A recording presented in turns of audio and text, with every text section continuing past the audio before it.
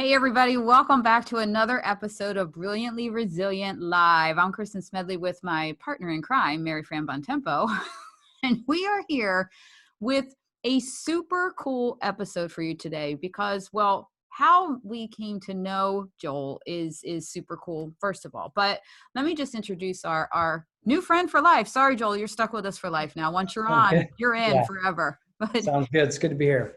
Joel Vint is with the Salt Company, and that doesn't mean anything that you think it means. It's actually the ministry group, a ministry group at Penn State University, where my oldest son, Michael, is. So first of all, Joel, thanks so much for being on the show today. Yeah, I'm glad to be here. Thanks for asking me to do this. Just it's going to be fun. I'm looking forward to having a good discussion. Awesome. Well, first of all, so the Salt Company. Yeah. Tell us about that. Well, the Salt Company, yeah, I know, it sounds like a weird name. And it kind of is, but it comes from the verse in the Bible, Matthew 5:13. Jesus says, "You're the salt of the earth." And then he goes on to say, "The light of the world." So it's a ministry on now 20 campuses across the country, part of the Salt Network. We're the furthest one east. There's another one just started in Fort Collins, Colorado, this year, and just a network that is passionate about influencing college students, believes in them, believes in the next generation. So we start churches and communities and campuses. And I first started at Iowa State at the Salt Company there. And, and now here I am in middle of Pennsylvania.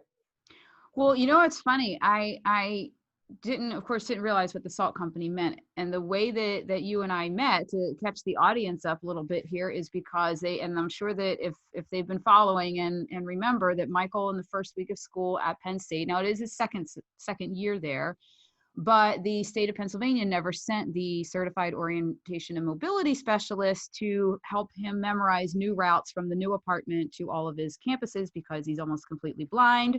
And because I am so calm, cool, and collected as a mom, I lost my mind over that.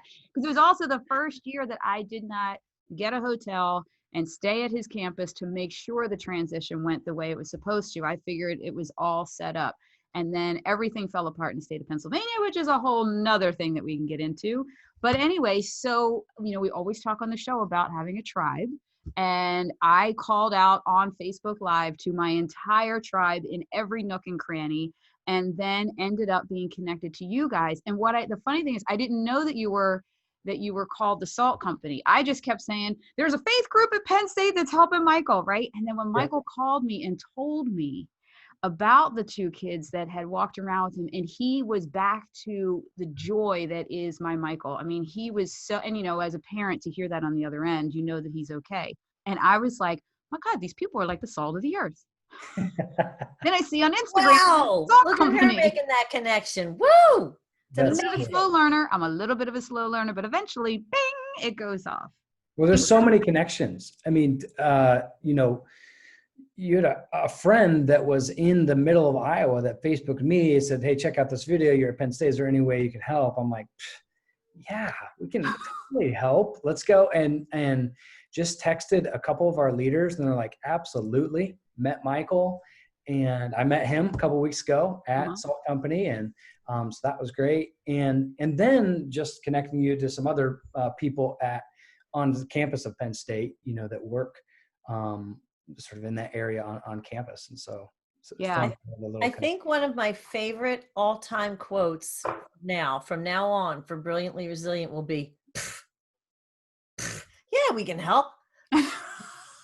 Because you know what?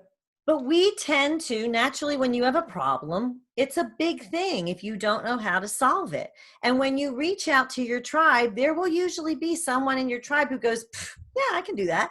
But you have to do, you, as Kristen and I always say, you have to put your hand up. And Kristen puts her hand up, everything goes all over the place. Yeah. But you take advantage of those kind of networks and look at this, you know, this suddenly beautiful collaboration. Mm-hmm. And the other side of it that is interesting to me is, you know, when people think campus ministry, naturally they think faith, they think all that kind of stuff. but you guys had a very practical application for just showing the light to somebody, for lack of a better way of putting it, and in real time, in a real situation. So that's great. I love that. Yeah. And you know what the kicker is in this that just still makes me boil is it's okay. We get it. We're in the whole COVID thing and people are nervous about, being next to people, near people, 6 feet apart. At the same time, this is part of why I was so upset too. We also in our house have the added layer of people are very uncomfortable with blindness. So it's like it was all these layers, I think, that was making me like, no, we had the perfect situation and it's all going to crumble. And not only did you guys, the thing was you came through all the way from the first person seeing it on Facebook and reaching out to you to literally, here's the funny thing. The girl that was working with Michael knew she had lived at the apartment complex. Yeah. So gave him all the ins and outs of it. Right. And then the other guy he knew the whole system and everything. So it was like the best case scenario. And there were a ton of people that were just like, everybody was calling everybody to see who could help. We were extremely blessed to have such a big net of support.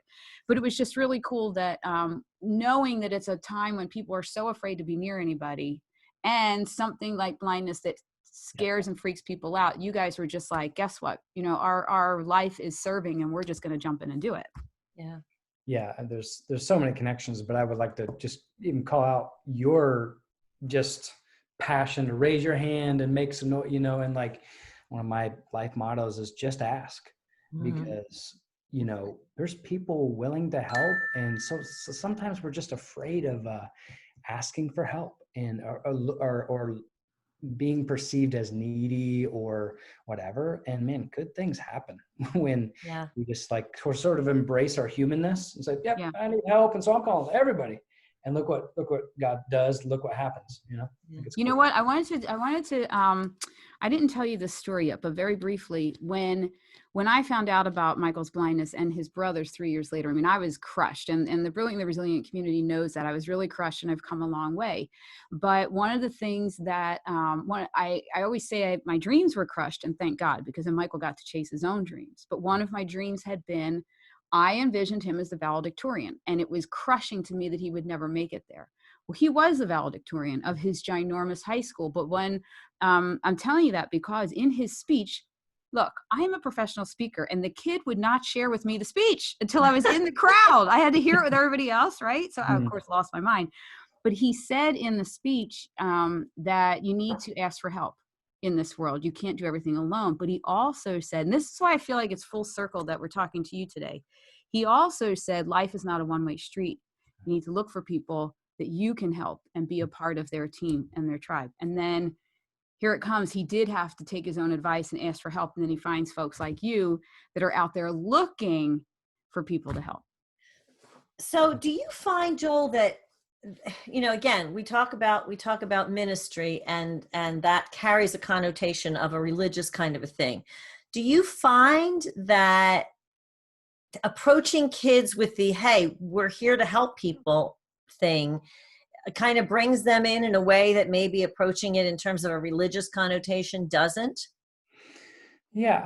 I think people don't want to be treated or seen as projects, and, and they want to be people. And so Jesus was great at meeting needs, for people and practical. Sometimes it's all heady and ethereal and out there. But yeah, I definitely like, how can I help? How can we serve? And that's even what they were talking about last night at Salt Company. We're not only in an epidemic of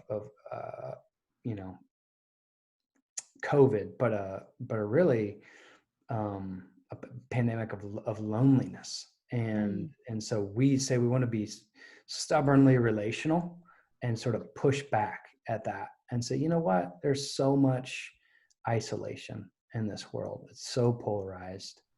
How can we be the bridge?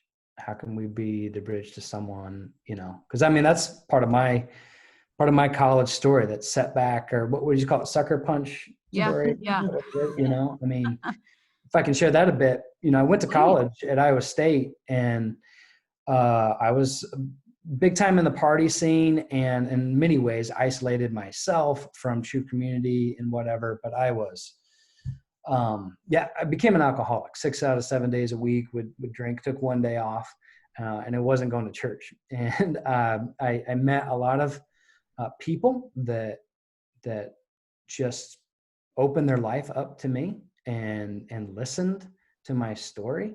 I hadn't had that for, a long time, maybe ever, of just people just listening, ask me questions, love me. And I found a community that kind of took me as I was. And I was kind of a intimidating, crazy guy, and was real close to suicide. I had thought about suicide quite a bit. And my freshman year, just thought, man, I am worthless. I'm not like these other people who are good, do good things, whatever. In one sense, I had to come to my own sense of depravity, that sure, I've been harmed by this world, as everybody has been, and wounded, but I've also contributed to it. So I needed to own kind of that.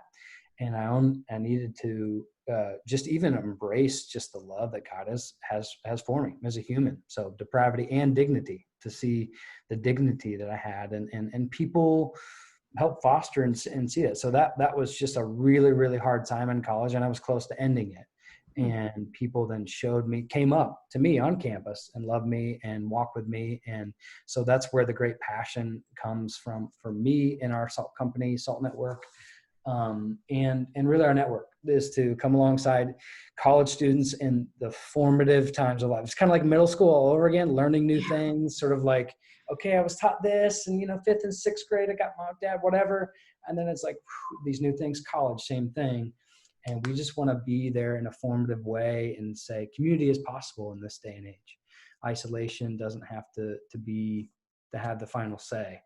And so that's what we're passionate about doing. So I think there's here at Penn State, just started in 2017, about 120 students that come to our ministry, and they're all part of our church, part of our local church, Wellspring Church here in town and State College. And just, it's fun to see the college and community connection. A lot of times in a college town like this, like, oh, those college students, and whatever, we love college students, and we believe in them heavily on our community side, and we always say that college students need community people, and community people need college students. Yeah.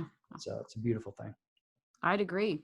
So let me ask you this. We started talking to some of the counselors and stuff at high schools, because we're bringing the Brilliantly Resilient program to youth. Like, I'm so nervous. I mean, I watched my own kids. I have 2 high schoolers, and then of course Michael, and watching them in the very beginning of this. And I'm sure that you probably saw the same thing. In the very beginning, it was like, oh, Michael was mad because they came home from spring break and never went back. Right. And then, so it was like, oh, my social life is gone. Oh, this is gone. But then it was like one thing after the other. And for my daughter, whose thing is sports, when it was like, they weren't opening it, like she lost school, she lost her friends. And then it was one thing after the other.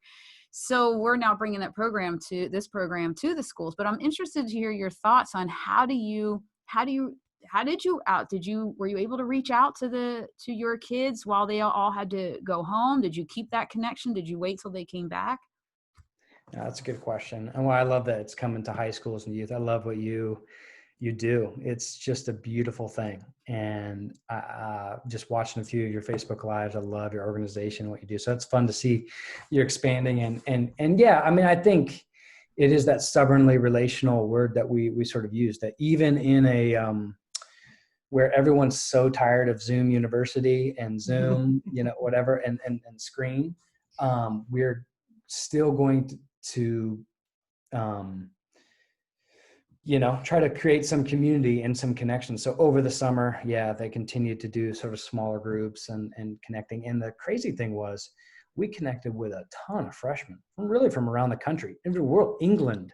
They heard about us on Instagram. We had some people from England on Instagram, whatever, want to get connected. And our staff has just done a great job of connecting. And even we're saying, okay, who knows how long they'll stay here in State College, hope they stay here for a long time, whatever. But sort of having some plans for when maybe they would go or things change or whatever to stay in contact. And we're trying to empower a lot of our student leaders. We have 30 to 35 student leaders, and so it's not just a bunch of adults on staff. We just try to empower students to love their peers, and they just rock it. get after it, and they're great lovers of people. So. Oh, that's cool. So how do you, within the school community, how do you do outreach beyond your group? I mean, how do you get out into that community, and what kind of things are you able to do to not only spread the word about what you do, but kind of live your message beyond your walls? That's a great question. I think it's a very important question. We don't do any billboard signs. We don't do like a ton of advertising, and that's okay to do it. But we believe that peer-to-peer, that person-to-person connection is the most powerful. So what we're trying to do is what I was saying, just try to really, we have what are called D groups, discipleship groups, where we bring our leaders in groups of 3 or 4, and community people from our church pour into them. So they feel cared for. And then out of the overflow of that, they go lead, and they go reach out to people in their classes, dorms, whatever, and try to be that light. I think a lot of people think the Christian life is is just running away from darkness. Just stay out of trouble, stay off of Beaver Ave, stay out of, but I'm so grateful that people saw that it's more than that. It's actually going into the darkness and shining the light. And so if people didn't do that to me, I'd be not where I'm at today, and maybe not even here. So I'm just grateful that that we had that, and our leaders just exemplify that passion to go into places. And in fact, when we came here, we weren't just looking for places on campus that were like the spiritual center. We were, and that's great, and we do meet in there right now. But we were looking, is there any bigger sort of clubs on Beaver Ave or College that are like, would open up their place so that we could sort of be a presence in the midst of all this, and not just, what you got to do is you got to get away from all this. And we just think, actually, let's engage the culture here. That's the answer that's warming my heart, because, I think sometimes we tend to think of churches and whatnot as these kind of closed environments where, you have to be a believer, you have to follow the dogma, you have to do this, you have to do that, or you're not a card carrying member. And what you're saying is that's not the point, like you gotta be Daniel and get into the lion's den, and go in and just, we are in this world. Yes, we're spiritual. We're on a spiritual journey, but we're also on a human journey. So the fact that you are encouraging people and your organization to get out there, get in here, meet these people. That's the only way, to my mind, to really spread a message. You can't do it. You can't preach to the choir. What's the point? They already know the message. You want to talk to the other people. So I love that about your organization, that you're encouraging these kids to, get out there and go do what college kids do, and be where college kids are, and live your truth. Yeah. So I'm having a huge, this show is supposed to help all of our audience. Really, Joel, it's Curing Kristen. That's what the show should be called, Curing Kristen, because it's me that's a mess, right? And I'm having one of those moments of, oh my God, we talk about faith as a tool of resilience. Mary Fran and I, that's part of one of the biggest parts, I would say, is how we came together from another group we were in, that we were like, whoa, we both have major sucker punches, but we also both have this faith piece that was a game changer. And both of us had walked away at certain points and came back.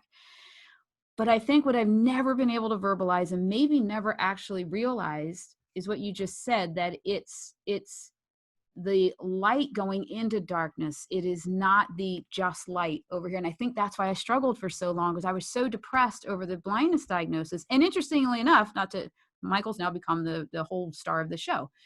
It was when Michael was 3 that he's always had this just godliness about him, right? He came to me the morning that I was at my darkest, and he was like, Mom, and his biggest famous line, I'll send you the TED Talk about it, but he said, isn't this the best day ever? Like, he knew that he was blessed from day one, and nothing was ever going to stop him or get him totally down. And that moment, he came to me as the biggest light in my darkness.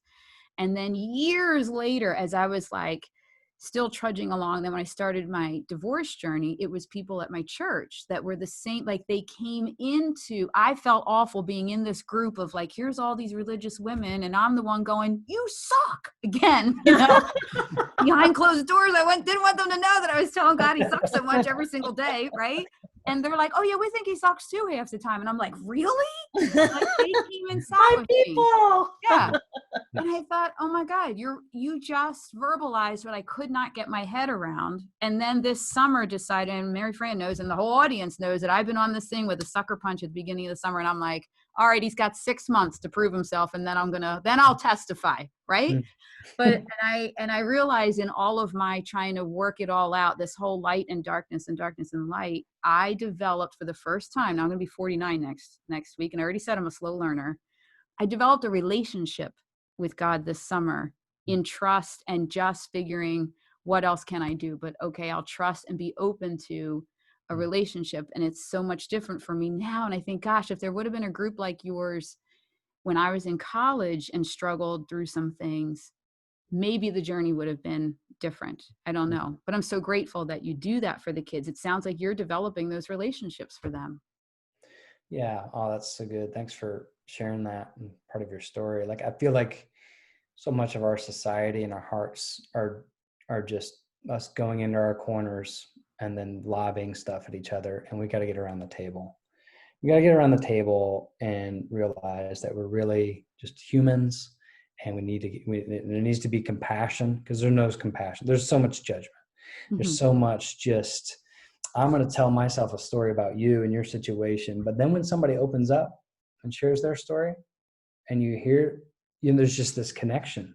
There's this compassion that oozes out of us. That's from our Creator, that came from heaven to earth to, just engage and be with others. I just feel like that's the way to go. And what you're doing with the show and Brilliant Resilient, like you're getting people together of all walks and different stages of life saying, let's talk, because it's not really working out when we just stay in our little corners and think that we're right and lob balls at each other. I love your stubbornly relational phrase. I just love that, because, it is a matter of hanging in there. It's a matter of saying, look, you can be as annoyed with me as you want. I'm not going away.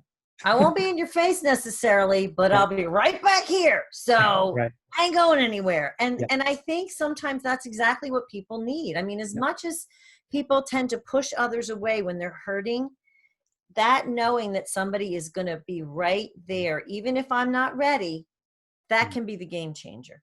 I know somebody's there, even if I'm not ready yet. And that's what you guys do. Yeah. You provide that presence. So, Joel, I want everybody to know more about your organization and more about you. So where can people find out more about the Salt Company and reach out to you guys? And gosh, I'm sure there are plenty of Penn Stater families out there who would love to know where they can find you on campus. Yeah, we'd love to meet all the Penn State, we are. And so we absolutely love this Happy Valley. Sad that football and whatnot is not going on, but you can find us at psusalt.com, psusalt.com. Our church is wellspringchurch.co. And so that's in State College if people are looking for that. And so a lot of our college students come to church on Sunday. There's a midweek gathering, and then they come on Sunday to our church as well. And then so that's for Pennsylvania people, other people that would be, come to Penn State or around. But you're really around the nation. If you Google the SALT Network in the Midwest, starting at the arch rival Ohio State next year. I know, Indiana this year. Don't tell Michael. Yeah, right. No, you're going to be having them pull permits and shut them down. Yeah, Jesus says, love our enemies as well, So I know it's really hard. Just, Michigan hasn't started, but maybe someday we'll get there. But yeah. And I'm happily married for over 11 years. My wife, Sarah, have 3 beautiful children, 7, 5, and 2, Kella, Judson, and Karis. We're trying to get through some remote school stuff going on. That's fun. Big heavy sigh from Dad. Yeah. And my wife's the one at home, and it is not easy to help a kindergartner, 6 hours a day look on the screen. So we're hoping for, getting back to in person, but Get back to real life. Good stuff. Well, I should be coming up there in a few weeks. If campus stays open, I'll be up in a few weeks and we'll connect. That sounds good. Awesome. Good. Well, look, you were your group was a lifesaver for me as a mom, and Michael being the independent, top scholar that he is. You guys really stepped in and then also created a whole new level of trust and love in his life that I know that he needed a little replenishing of. So I appreciate that. And I appreciate that you do that for so many kids. And I appreciate you coming on and sharing it with our group today. That makes my heart so happy. Thanks for the opportunity. Appreciate it. Thanks so much, Joel. Yep. Great to see you. Take care. Hey, everybody. If you're still looking for other ways to reset, rise, and reveal your brilliance, go to brilliantlyresilient.net/freebies. We have a couple of cool things for you there. And then get in touch with us if you're still looking for some strategies. We'll see you next time. Bye.